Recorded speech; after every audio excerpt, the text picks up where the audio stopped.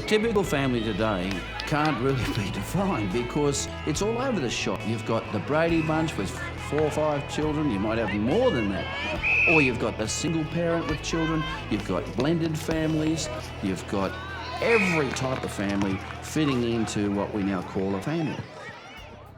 The nuclear family these days often has no support, just mother and father and children. Often their relations live in another state or quite a long way away, and the family groups can really help these people. Well, I came along to St Anthony's in the Fields because I just lost my mother, and it was very, very sad. And then my husband left me, and I met Father Peter, and he was so dynamic, and he just said, "Maureen, I want to help you." And he said, "Would you like to join a family group?" I didn't know what it was about.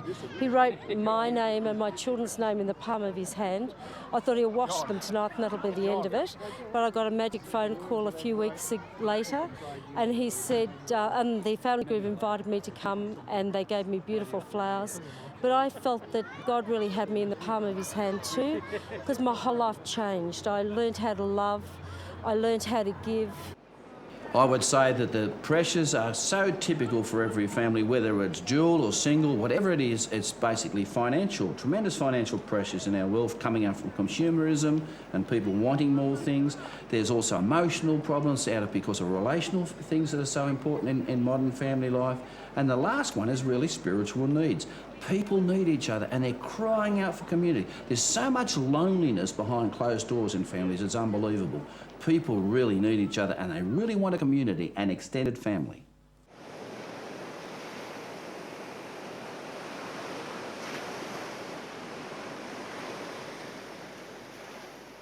Just to carry God's light with you. Family groups are there to give joy to everybody, to make our senior members of our community happy. And baptism's a special time for our children to feel that they're really belonging to a loving, happy community. And weddings, well, for everyone to be happy. Well, almost everybody. The real formal side, if you can use those words, is structure we've got for the movement is to maintain its goals. So the structure is very flexible. So it's not like a rigid institution. It still is a movement. If it was institutionalised, it'd no longer be a movement. So it's a movement within the church, and its formality is a simple, flexible structure, hopefully with leaders and coordinators that are there, just there to make sure that people love one another, get to know each other, support each other, and build up the community, the school or parish community. You cannot have a church without dedicated leadership. In essence, the family group movement, the families say, listen, let's call a halt. Let's realise that there's got to be some joy in this world, there's got to be some laughter in this world, that our faith has got to be a faith that we share, and when it hits the fan, we're there for you. When you have the baby and it's a big celebration, well, come and drink your grog. We're going to be together and we're going to try and slow time down a bit. One of the greatest things of our side is not business, but busyness. And I wonder whether the family group member says, hey, come on, let's stop. Once a month, let's get together. Let's go and have a cup of tea, and people say, people have got great homes now, but no one visits them. They're just all there by themselves with their TV. And you go into people's homes, they still the TV on. This is say, stop all that nonsense and sit down and let's be brothers and sisters together. It's so simple, but so bloody hard to do. In a nutshell, what is the Passionist Family Group movement? It's basically a movement which creates within a family a sense of community and within a community a sense of family. It means that the small family, which you can't define anymore, it's from single to dual parents, it's multi-leveled, blended as they say. The small family is extended by the family group movement to become an extended family and given uncles and aunties and grandparents and single people come in. It makes a great big extended family like the early church.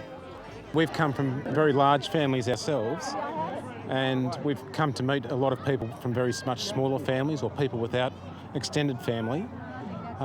The family group has really been a different extended family for us, and one that's really opened our horizons and outlooks, particularly in terms of parish life for me. And we've made some really lovely friends over the times, and And whereas in the early days we felt, gee, this feels a bit strange, today it'd be strange without them.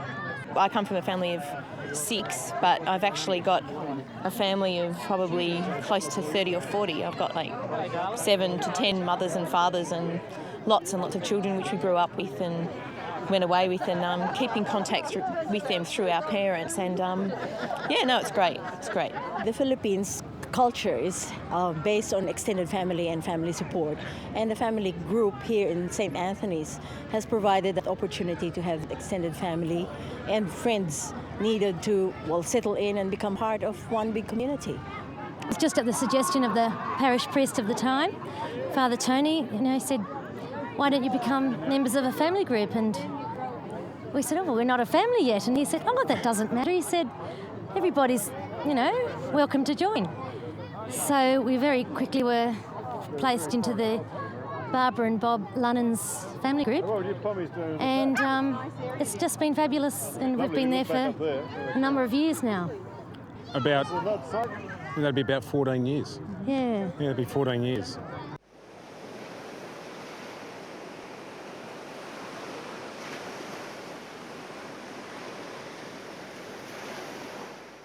What are the needs of this community? Time and time again, they'll say, we really don't know each other and therefore we really don't support each other. I do a little trick at masses and say to the people at church, introduce yourself to the people behind you in front of you, which they do. And I say, if you don't, it'll cost you $2, So we do that, and then I ask them how many people in the church really knew the names of the people in front of you and behind you, and very, very few do. I mean, I get them to put up their hands and there's a forest of hands of people who don't know the people. And I say, well, how can you call this a community? If you don't know each other and you come here Sunday after Sunday, how can you support each other if you don't know each other? So if that need is there, we say, well, if you really want to belong, everyone's welcome. It's a family for all. Come along and we'll get you into arbitrary groups, whether it be mixtures of age and children and so forth, and we'll have a family group of about, say, 50 people, and we'll create a small little community and extended family. We have 3, 4 or 5, 6 or 7 of those, depending on the response. The parish itself then starts to have intertwining of people and friendship and so forth, and it starts to become a family, and the family group starts to with the functions that they have, which are simple and low cost, once a month, and once a year hopefully they go away for a weekend away together, throw everything in the fridge, you put in a shadow cardboard, you drink the other guy's Grange, everyone's got to win. The kids look after each other, and the parents get some time for each other while the children mix, and it's just marvellous. It creates a real sense between them, and it's done on the real value of love one another. So that's simply how it operates, and all the functions are low cost. Where a family group differs from a social club or a football club as such is the fact that the family group there is not for any other goal but to really care and love and support each other. It's not to score tries, it's not to raise money, it's not to discuss religion, it's to live the faith. So really, a family group really is human, very, very human in the basic, deep sense of the word. And if we take our faith really seriously, our faith is to be human with each other, to love each other, warts and all.